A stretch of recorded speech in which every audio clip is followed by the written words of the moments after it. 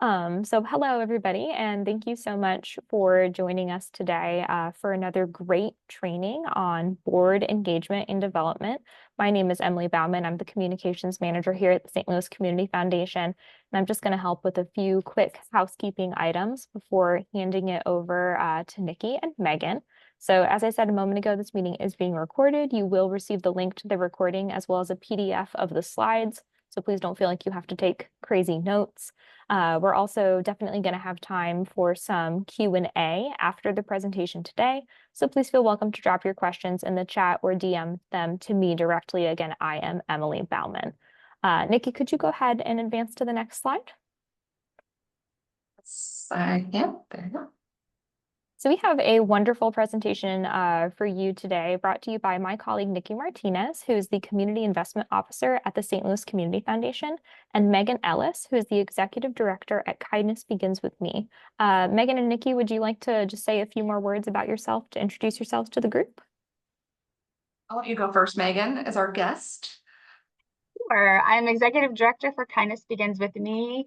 We are a refugee support nonprofit in St. Louis. We have been around for about 2 years, and we help, we focus mainly on refugee women and through classes and activities, English classes, women's socials, driving classes to help them to access services.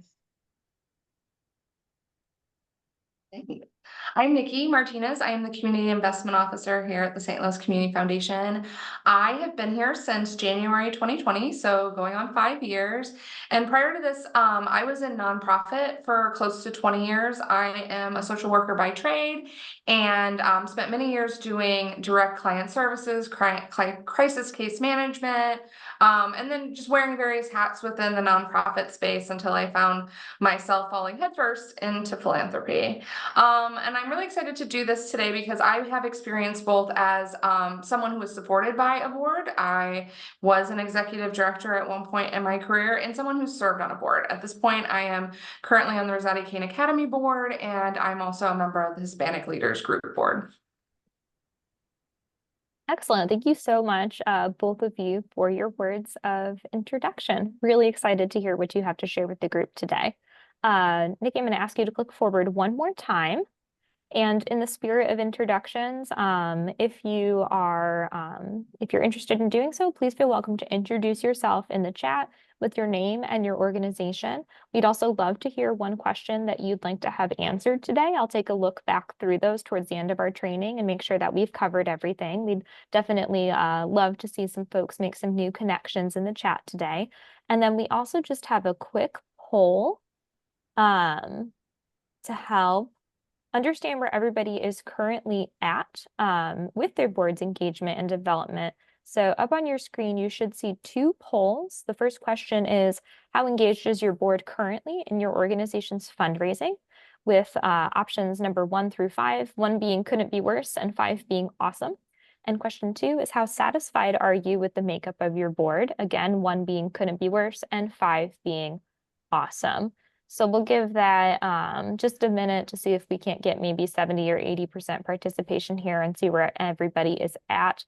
I'm not seeing any 5s come in so far. I'm not seeing any awesomes yet, which is probably good considering this is what we're going over today. But I am seeing a lot of people answering needs work, number 2, for both of these questions. Give that just a few more minutes. Having more people come in from the waiting room, which is great. If you're just joining us, please feel welcome to introduce yourself in the chat and let us know a question that you'd like answered today. All right, great. We've got a lot of responses, so I'm going to go ahead and share the results. And everybody should be able to see that. Nikki and Megan, can you see that? Mm-hmm. I never quite know how things are showing up for other people, even after 4 years of Zooming. So we've definitely got a lot of needs work for both of these, feeling like we have a ways to go in how engaged our boards are currently and our organization's fundraising, as well as the makeup of our boards. So don't worry, you're definitely not alone if you answered a 1 or a 2 or even a 3 or a 4, and hopefully we'll shed some light today. close out of that. And Nikki and Megan, I'm gonna let you take it away. I'll be behind the scenes managing the chat. Please drop questions as we go. We'll take a look at them at the end. Thank you. Thank you so much, Emily, for getting us started, and I will get things rolling here. And first we'll talk about the key roles of a board member. I think, if that's the most important place to start in this foundational space. Obviously, first, they are governors. They are there to set policy. They are there to be fiscal, to serve as fiscal oversight for the organization, and that is a major role for them, right?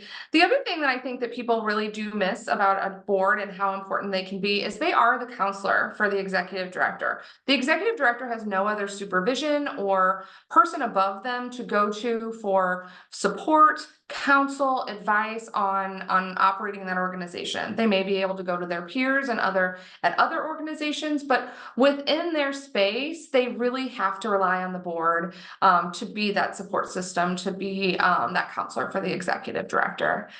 And today we're going to talk mainly about board members being ambassadors and sponsors, because ambassadors and sponsors is really where that fundraising space lives. And I also really want to highlight how different these roles are, right? An ambassador is really kind of building that foundation for your fundraising space. They're out there championing your mission, championing your work in the community, highlighting the successes that you have, talking about possibly even the challenges that you have. They might not necessarily be out there asking for money, but they are there to really put a fresh face out in the community for your work and your mission and your efforts. I will say in my role at the Community Foundation, I have a really difficult time fundraising. It can be a real conflict of interest for me because I serve donors every day, and we have to make sure here that we're working from an equitable standpoint. So I don't fundraise on the boards that I'm on. However, I am an ambassador extraordinaire. I will be out there building that foundation for whoever the sponsor is that actually goes out there and asks for money. And I will ask for money and be a sponsor in some smaller ways. For example, the Rosati Kane Academy Award. I have no problem asking my friends from the class of '99 to give and making sure that they're reminded repeatedly to give, but I might not go out into the broader community to be that sponsor and may stay in that ambassador role. So kind of looking at those as two different roles is very important.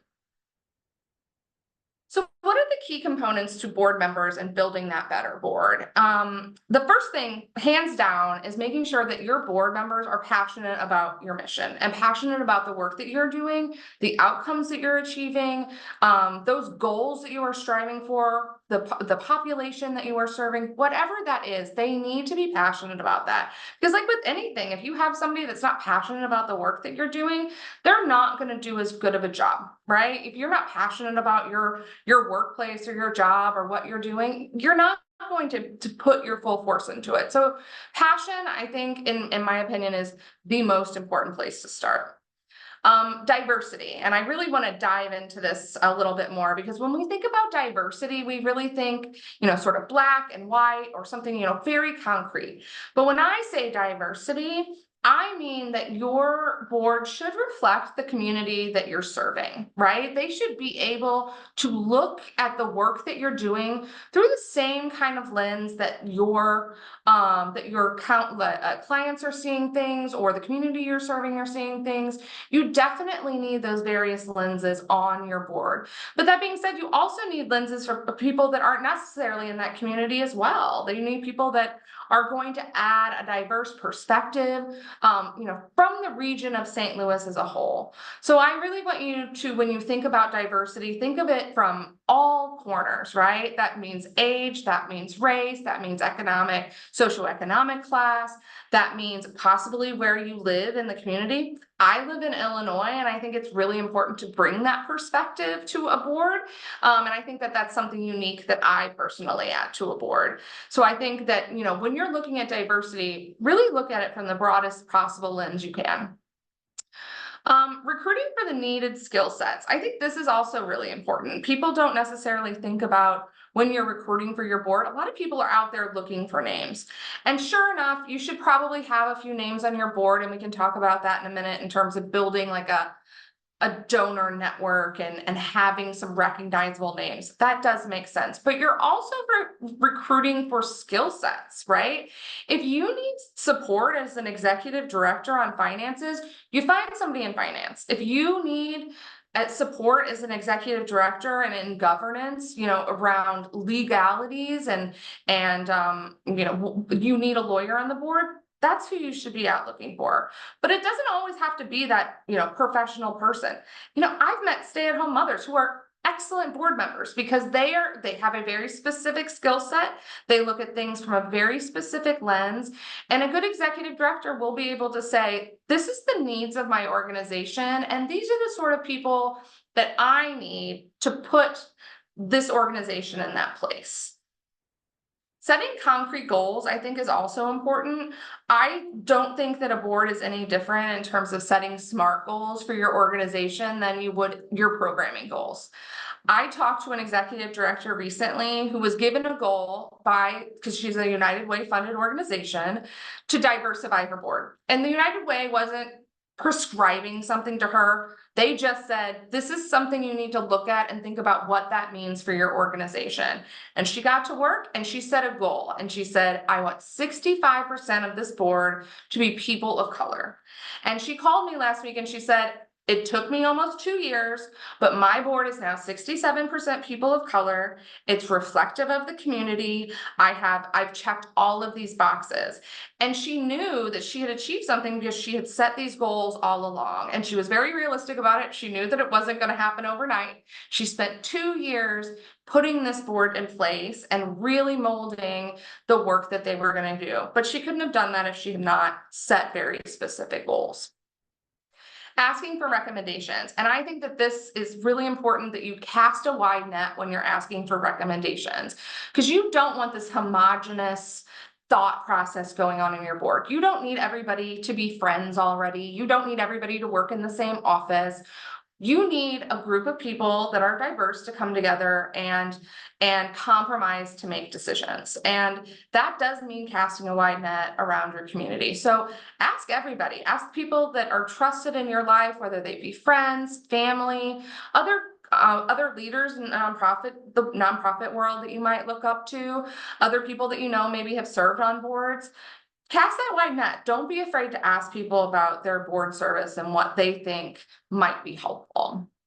And finally, really thoughtfully building those communities and assigning specific tasks. Again, I think that this is so important. I am somebody that needs a job, right? I am somebody that when I walk into an organization, a party, whatever it is, I like to have a task. Tell me what to do, and I will accomplish that task for you. So I think in terms of building your board, making sure that your committees are working for you, and if they're not, rebuild them. You can break down committees and reshape what that looks like, right? And use your board to sort of help you mold that process. Pause for a second in case. This one I love. I think that this is something that when I was a young executive director, I didn't fully understand, that I got to build my board, that I got to help shape what that board would be like when I was an executive director and into the future. And I think that is something that I had to have somebody stand in my face and say, this is part of your role. Shaping this board into something that supports you and this organization as a whole is what you're trying to do. And you don't have to take the advice of the community in terms of what they think your board needs, because it may be helpful. You may be taking in those recommendations, but at the end of the day, you're the person at the helm. You are the person that is making those decisions for your organization day to day. You're the person paying the bills, understanding what those challenges are day to day. So really think about critically what you need. And again, going back to setting those SMART goals. I'm going to let Megan talk a little bit about this, because I am only familiar with the new Focus St. Louis Board Bridge program from the perspective of a board member and perspective of the Hispanic Leaders Group, who's taken an active role to advertise this and market this opportunity out in the community, because the Hispanic Leaders Group does want to see more Latinos serving within boards across the region. But I know, Megan, that you have experience in working with the St. Louis Board Bridge program. So if you could maybe talk a little bit about what their process looks like and what it was like for you. Yeah, sure. So, like I said at the beginning, our organization's 2 years old. We're very much in the stage of building our board beyond the founding members and looking for specific skill sets. And so, our original board was built of people that came together to put this organization together, and we needed to have the specific skill sets. And so through some networking, we were made aware of this board bridge matching program and decided that that was what we needed to be able to access the board members that we were looking for. So the process was very streamlined and simple and easy. In March, so we did the spring round. I think that the next round is going to be this fall round that's opening soon. So we did the spring round, and so we applied in March. We listed the things that we were looking for in a board member. And then in April, our board chair attended an orientation that walked everybody through the process, had a quick Q&A session. And then by mid to the end of May, we received 3 matches that had the candidates and then a profile about them and how they matched what we had put in that we were looking for. And so we had a certain amount of time to reach out to those candidates, and we did. And I met with them and I talked with them about why they were interested in our organization and if it would be a good match. And we talked about things that we were looking for specifically in a board member.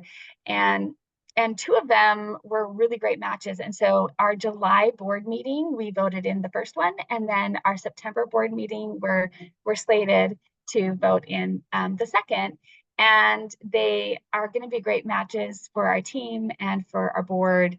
And so it's been a really positive experience for us with Board Bridge. So Thank you, Megan. And yeah, I will point out that Focus St. Louis is, I think, the perfect organization to engage in this work. They really are about elevating leaders in the community and engaging leaders in new projects and just getting people excited about being leaders in the community. So this is a fairly new program. I believe they started it last year, and they've run through a few cycles.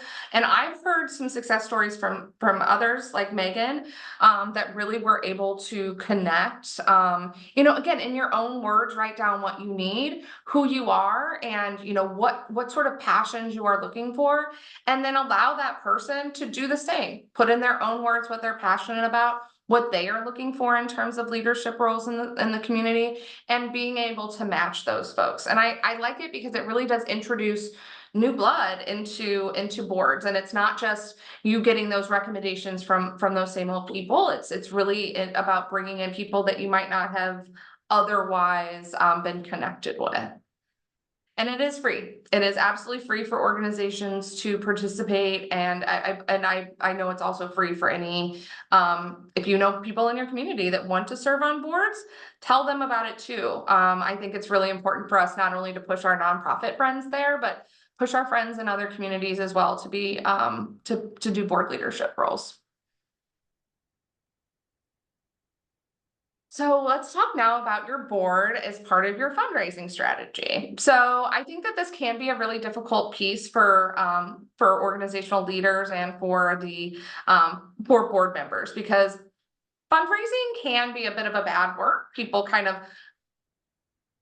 shy away from it sometimes. It can be very difficult to ask people for money, and it is not something that is comfortable for everyone. But really, your role in bringing your board into the fundraising space is making it comfortable for them, right? Yes, and this is the other thing you possibly hear from them, just like nothing, right? It's either like, I'm not into fundraising, or you just do not respond at all. Trust me, I've been on those boards. I've again been supported by those boards. So I completely understand how difficult it is when you're expecting some sort of response and don't get what you think. But I think really what is most important is that you are sort of building something that is easily digestible for your board.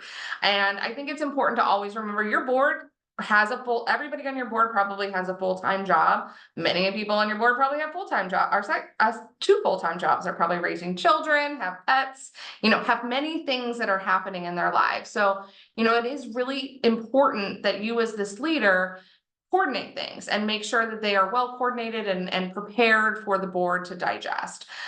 Make it as easy as possible. I know that sounds, kind of basic, but we don't want to reinvent the wheel in terms of fundraising. It really is creating something that is accessible to your board and making it something that they can again easily digest. And this one is most important to me, and this is something I preach about Gives Day all the time. Make it fun.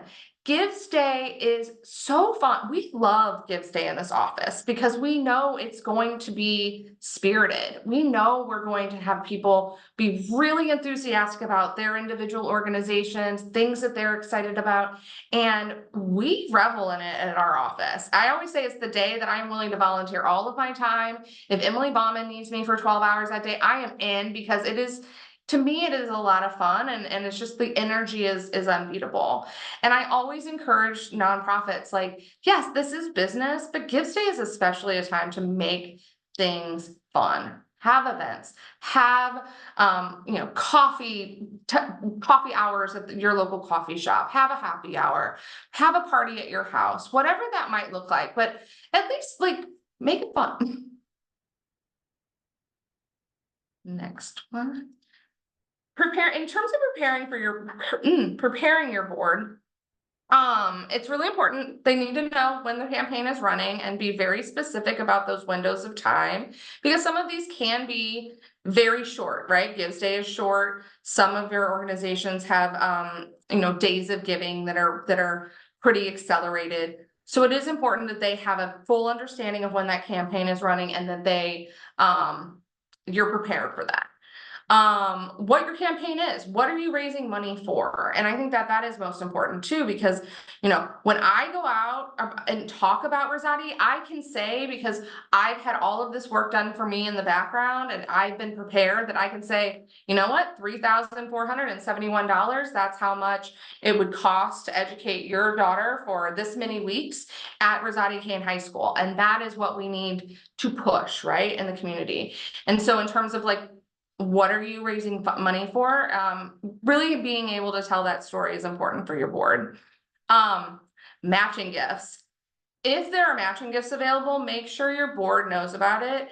If you've been to any other Give STL Day training, matching gifts are very lucrative for organizations. They can be a really big boon for fundraising day of, or for other campaigns. Donors just really tend to like matching gifts. So make sure your donors understand what the matching gift is, how it works, and who that donor is that's made that available, because sometimes those names also resonate and help build that community around that matching gift.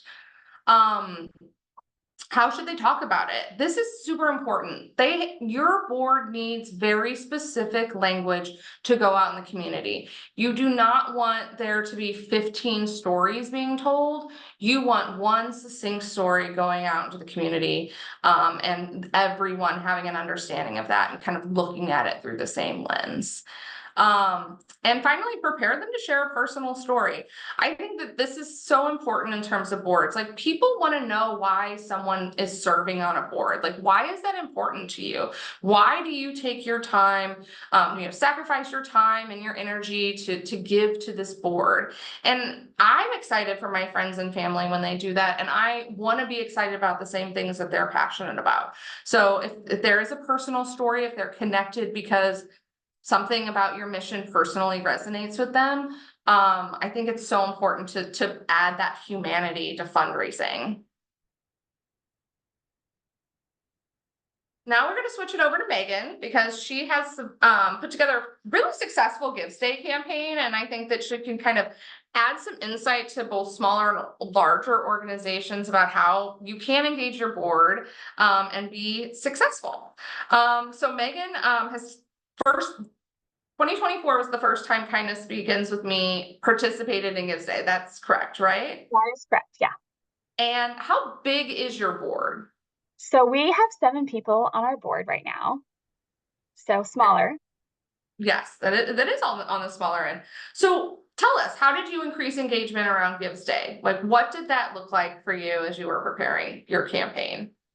Yeah, so in preparing my board for Gives Day, we definitely, it's important to understand that like I'm the one that led things, right? So I didn't just put things out there and tell my board members, hey, whatever you can give is going to be great, right?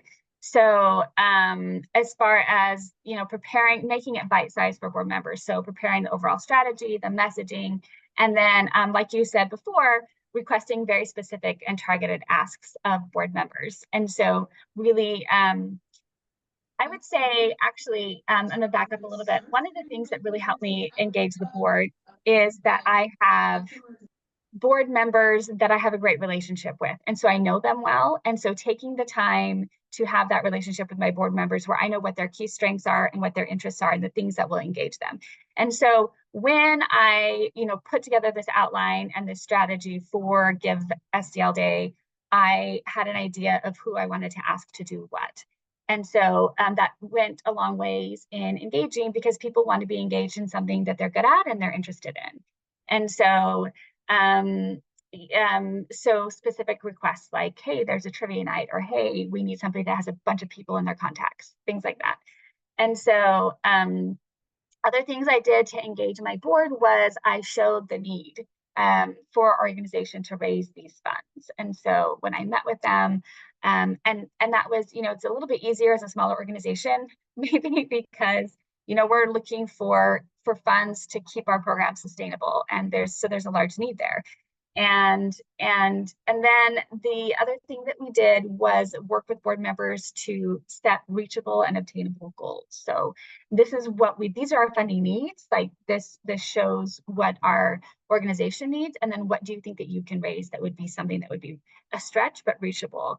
And so they were on board with getting involved in ways that they felt like they could be successful and doing things because they know me as well, not just for the organization, but because we have a good relationship as well. And so I would say like the initial upfront, those were the things that I did. And it wasn't just like, here are the tasks that need to be done. Let me know what you're interested in. But like, hey, I think you'd be really good at doing this. And we really need this. So can you do this for us? And then following up on a consistent but not nagging basis to make sure that the things are getting done and people are staying engaged. I love that you said, I approached them and I said, this is your strength. Flattery will get you everywhere, right? You can tell, you go to somebody and you say, this is your strength, and that's what I need you to bring to the table. And I think that that's such a great message to start with. So what did it look like day of for your board? How are they engaging throughout the day with power hours and various aspects of Gives Day? Yeah, so like just up front, what ended up happening, our board doubled and tripled their original goals and just really kind of like blew out of the water what we thought we could accomplish, which was super engaging for them. I think probably also as we realized that we were going to be exceeding our goals, I think it increased their engagement and excitement about it. And so yeah, like we brought in triple what we had originally decided we wanted to bring in. We got leaderboard prizes. We went to the trivia nights and we won prizes there. And so they just really like rocked it. They did a really good job. And so the day of looked like our board members really brought in, I would say 95% of the funds that were donated in matching grants as well as day of grants. And so they were very much engaged, and even like that evening they brought flyers too. So that the evening of Give STL Day is our English class day, and on a weekly basis we teach 120 refugees and we have about 50 volunteers. So it's just they brought flyers and got more people engaged on the day of. And so really it looked like, to achieve that, it looked like our board members starting at A in their contact list and going to Z in their contact list.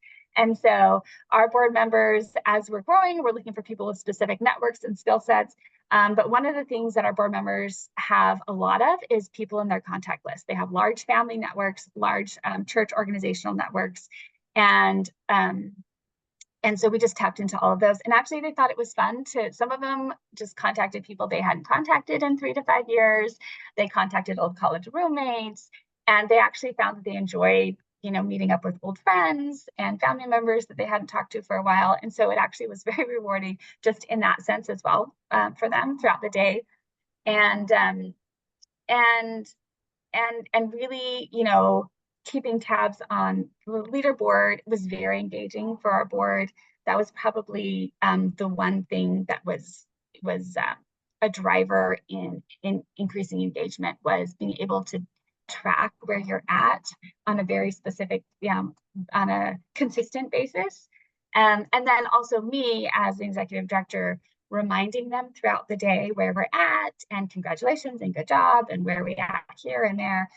And so it just kept it top of mind literally the whole day. And into the evening, we've got people in different time zones and things like that. And so it was really just kind of an all-day thing for us. That's awesome. I really like how you said people connected with people that they hadn't seen or spoken to in a long time. And that's something else I love about Gives Day. I feel like I always run into somebody I haven't seen in a long time. I interviewed somebody that I used to babysit for. It was like a blast from the past. So I thank you for highlighting that. I think that that's such an important piece about Gives Day. What was the most fun thing for your board? What did they come back to you and say, wow, we really loved doing that? Yeah, so I think what they really enjoyed was the leaderboards. Like, so we won first place in the most unique donors leaderboard, which was a leaderboard that Gives Day put together for the nonprofits to compete. And they just really enjoyed, like, I think that it was the first time we had done this. And so we just were going in with the idea of like, we'll see what happens. And then once we saw where we were at compared to other nonprofits doing this, and that we could actually be competitive in this, then it was like the competitive nature switched on for my board members. And they were like, this is like, we need to win this. Like, it became a game. And it became a fun thing for them. And it was very effective at increasing engagement. And so throughout the day, like I said, we were new at this, and that wasn't part of our initial strategy. And so throughout the day, we were like setting strategy and trying to figure out how to, do it better and understand the different ways to maximize our resources. And so, and so those are things that I think that we can take into next year even, and be able to plan for before the day of, right? And use some of those same strategies broader, even with our volunteers, instead of just with our board members. We had a question in the chat whether you used, sort of day of, or I'm sorry, like in-person requests or emails or phone calls. What did that actual like strategy look like? Or was it like both and everything in between?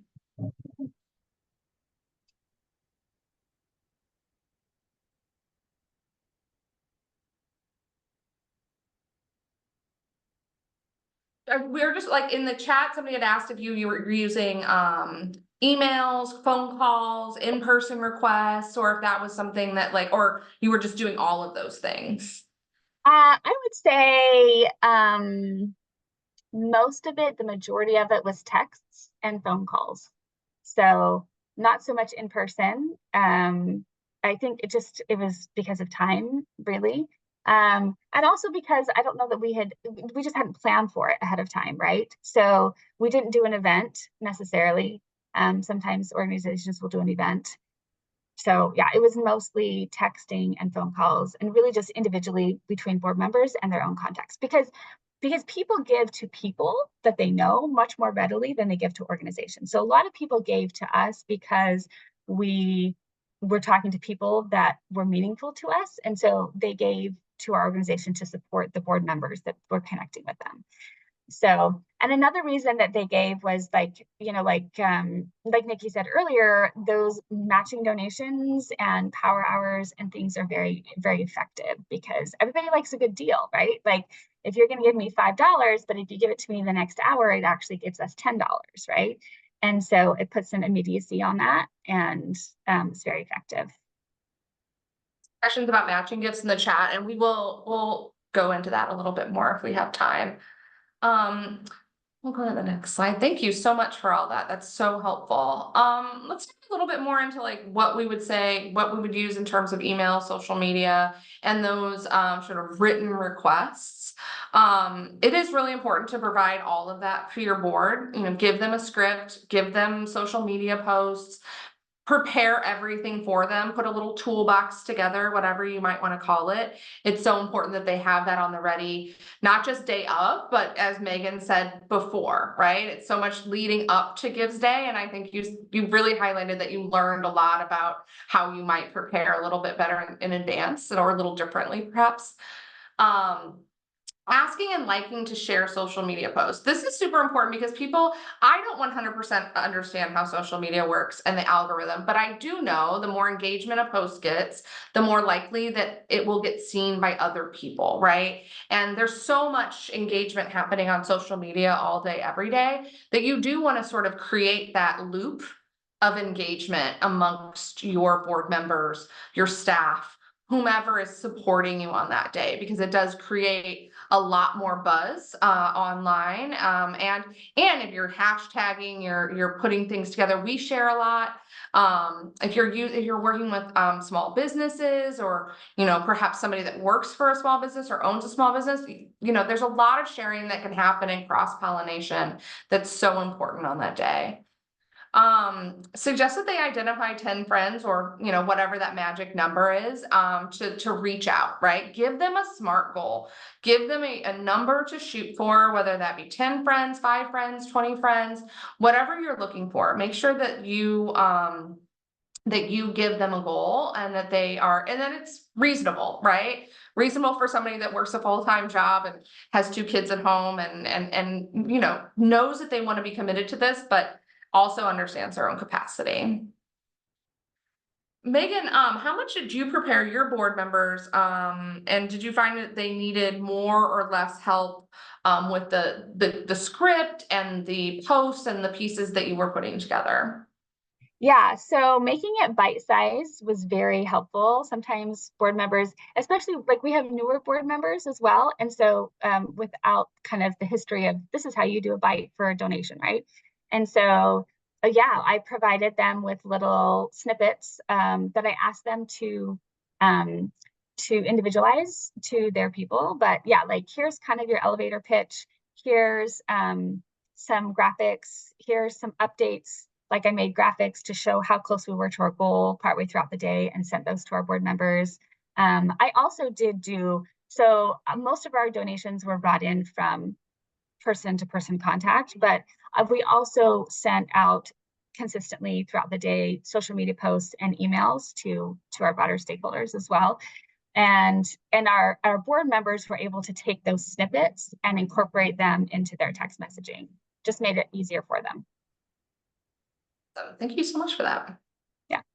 Here's some sample messaging that might be helpful. Again, making it short and sweet, 2-3 sentences really is helpful. And again, being very concrete about what $10, $25, $100 might look like, and how that might impact your organization. Again, making it fun. This is my wheelhouse. Hosting an event, such an important piece. And I always say too, small businesses are absolutely willing to participate in Gives Day, and they are excited to participate in Gives Day. What I have learned over the course of time is that somebody has to go to them, right? And it's the same as your board. If you want to engage a small business, you really have to go to them. You have to have everything built out and say, this is what we need from you day of. I need you to hang a poster. Can you host a coffee happy hour in the morning for us? Can you host an evening happy hour for us? Can we do a trivia night here? If you're going to those sites and local businesses, I would definitely say just make it digestible, make it easy for them to engage, because I don't cook and I love to eat. I engage small businesses every day. I love to support them. And I talk to them about Gives Day and philanthropy, and they want to give back. They want to be part of this work, but they recognize that their capacity is very, very limited. Set up a competition. Healthy competition is so great. And I think Megan really highlighted that there was just more momentum. The more that her board saw that it was possible, right? They just got more and more excited about it. It built that momentum and it got more people to engage throughout the day. I know that power hours are really great for that. People get really excited to give, at noon or at 1 so that they can, give that advantage to the organization they're most passionate about. Whatever that looks like, have a competition because it can be so fun. The whole day really is about, engagement and just making it as entertaining as you possibly can. And this is one of Emily's suggestions, offering creative rewards for board members who meet milestones or exceed milestones. I don't know what that might look like for you. Maybe it looks like they get to pick dinner, whatever gets delivered for the next board meeting, or they get to pick the host for next trivia night, whatever that might look like. Really let your board know that creative rewards are out there and can be really helpful. Megan, do you have any examples of these tactics that you used or things that you're thinking about maybe doing for next year? Because I know you said that you're really thinking about changing that engagement. Yeah, so like I said before, the competition was super engaging for our board. And as we were switching strategies and adding to our strategies throughout the day, because again, this is the first time we had done this and we were doing it on the fly, we realized that we wanted to use those same strategies to engage our volunteers, but it was partway through the day. And so we just didn't have the time to create our own leaderboards and our own creative rewards for volunteers. And so next year we realized the importance of the Give STL Day fundraising campaign. So on Give STL Day, you can have other people come in and have their own fundraising campaign board within your profile. And that allows you to track and do these type of creative rewards and your own internal leaderboards, because then you can really see who's bringing in what donors. Otherwise you have to track it manually, which is a lot harder. And so, that is something that is a great tool that Give STL Day provides that really engages with the creative rewards and the competition. It gives you a way to be able to do that on a larger scale. Thank you so much for mentioning campaigns. You're so right. They're such a great tool to get people really excited. I know our staff have campaigns and we get really excited to support one another on Gives Day and as well as the organizations that we're supporting ourselves. So that's such a good example of making things fun and encouraging that healthy competition. Once you get all of these donations in, and Megan will probably tell you that your job is not done, right? Megan had 203 donations, right? And the friends raising really starts at this point. You really want to continue to engage those donors and follow up with them and make it as personal as possible. Have your board members write thank you notes to the friends or family who donated. That is super important. I know as I've fundraised over the years, it's something that really, I know people really appreciate, just to show a little bit of gratitude for what they've done. Encourage your friends and family to come out and meet your staff, visit your organization if you have a site, whatever that might look like for your organization. I think that that's really important to really humanize the work and really highlight what is happening on the ground level. I think that can really kind of change perspective for people.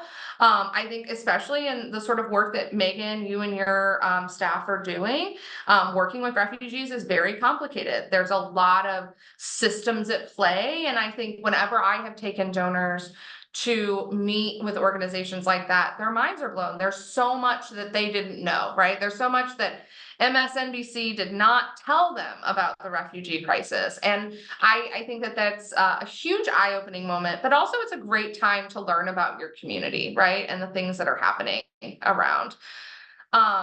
Asking board members to help thank others who donated. That's really important to me. Again, I'm not somebody that's running out in the community and able to ask everybody for money, but I am happy to say thank you. I am happy to be the one that, makes those phone calls at the end of the night, writes those notes, whatever that might look like. I'm there to support that work and, and use the other board members to do that as well. And yes, keeping track of friends and board members, families, whomever that is, who did donate.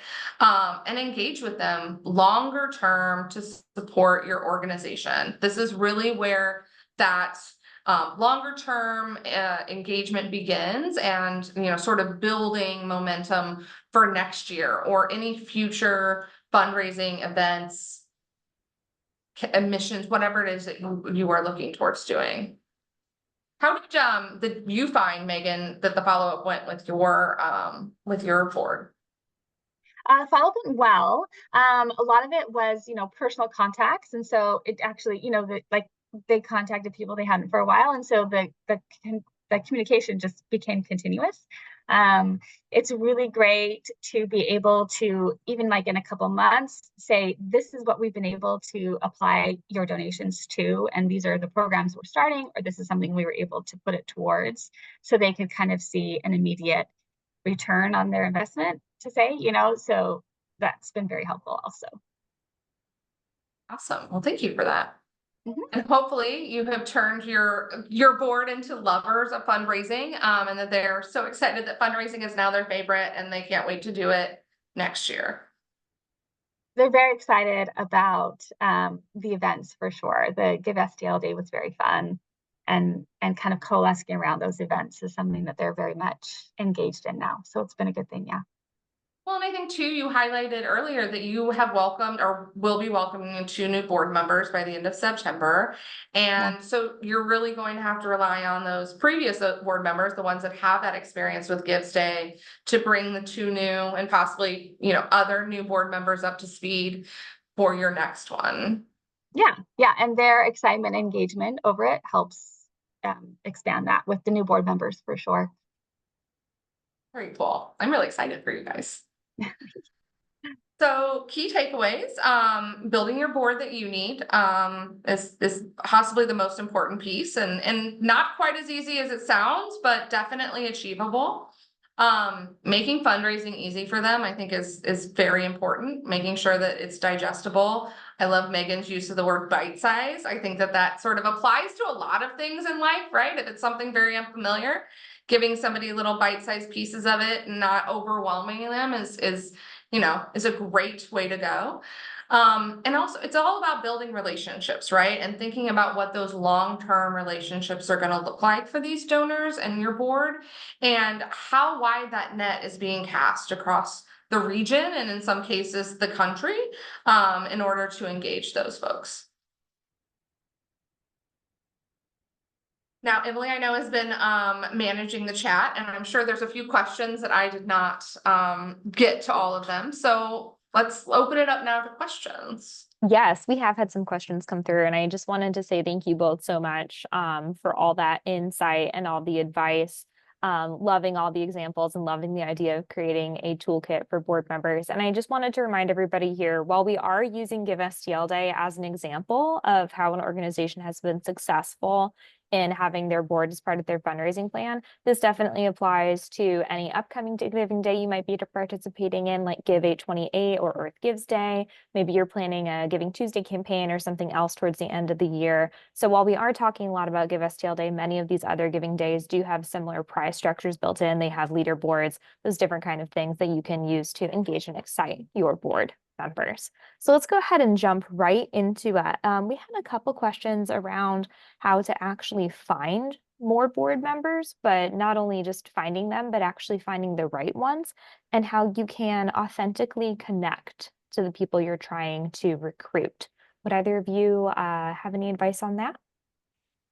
Sure. I would say Focus St. Louis is obviously a really good place. I also think affinity groups can be really helpful, whether that be for lawyers, accountants, fundraisers, people of similar ethnic backgrounds. Again, I'm a member of the Hispanic Leaders Guild, and we have our leaders group, and we have a strong mission to encourage other Hispanic people in the community to do board leadership. So I think that is really important, to engage in those affinity groups that are encouraging their individual members towards leadership and preparing them towards leadership.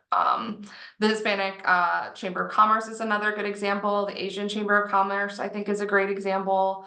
I also really like local Rotary boards, local Kiwanis clubs. Those are folks that are really interested in giving back to their community. And even if they're not personally interested, they're good people to be like, can I pick your brain? Who do you know that is interested, right? Do you know people in the community? And it really is just about building that network and, sort of not being afraid to introduce yourself and get out there. And introduce your organization and your mission. I mean, that is really the most important piece.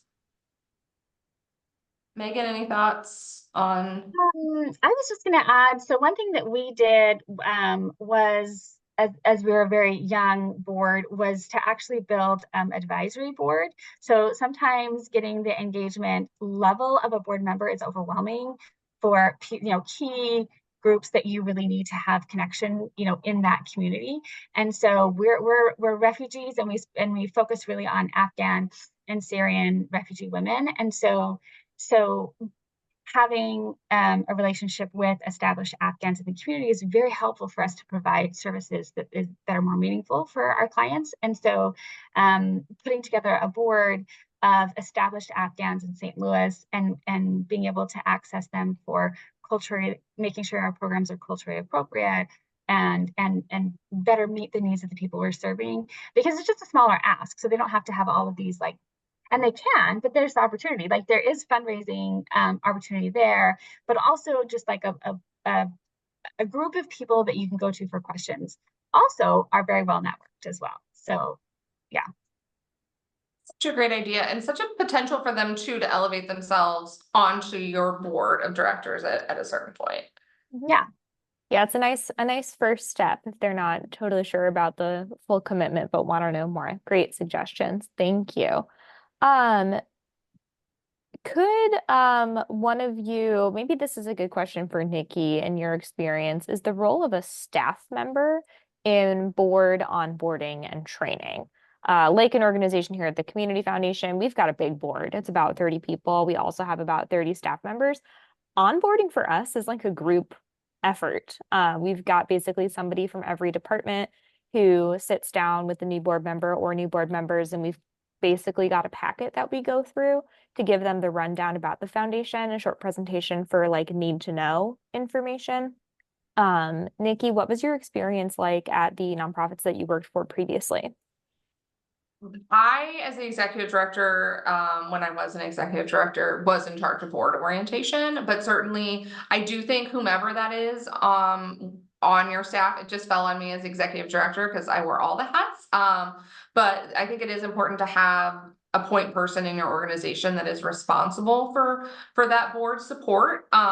Because you're not, as the executive director especially, it's not as easy for you to support the board as they're supporting you. I mean, obviously there is room for you to support them, but it could also be helpful to have backup. Does it also fall to you, Megan, as executive director? Yeah, well, actually, it's something that I share with our board chair. So that's really between the two of us, we on board responsibilities, and then more about what the organization does between the two of us. Share the load a little bit, right? Yeah. What about any thoughts on how to build a committee with a small board? Like if you're needing finance, governance, marketing, so many different things, but you only have, Megan, like you said, 7 board members. Is that maybe where your advisory board members play a role?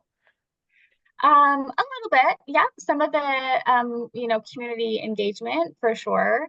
With our advisory members, we have utilized them in that way before, and that's been very helpful. I would say, as far as board members on committees, definitely we have board members on multiple committees for sure, because you have to. I think that encouraging engagement really comes down to making sure that they're on committees of things that they're interested in and have experience to be able to do. Because if they're going to be doing multiple things, then it needs to be something they're interested in.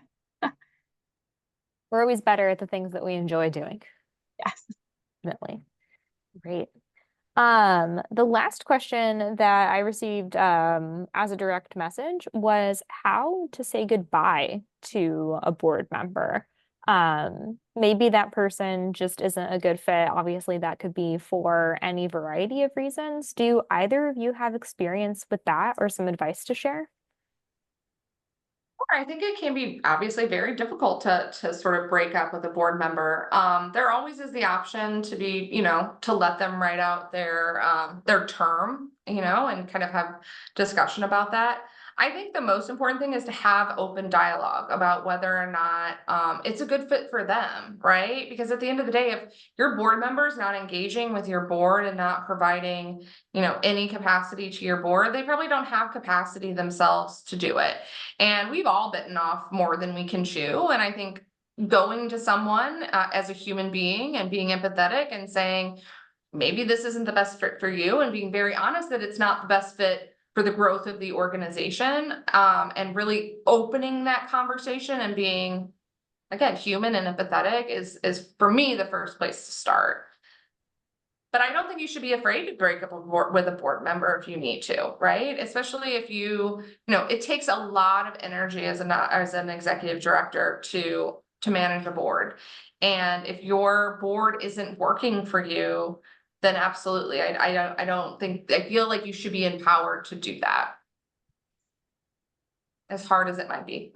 Yeah, yeah. And I know a lot of our, smaller organizations or new organizations, your board members may be your family members, they may be your friends, they may be old colleagues, which I'm sure just can complicate things. But, we're all in the nonprofit sector for a reason, passionate about the mission and working towards a common goal. So that's got to Well, be and tough, though. I'll also add, I think it's really important to set the roles for your board and the expectations in writing in that vein, right? And criteria. I think it's incredibly important. I do think that there's a place on a board for a former staff member, but I don't think that that place is for 2 years after, at least 2 years after they've left that organization. I feel very strongly about that. I think that it is something that should be in writing for boards.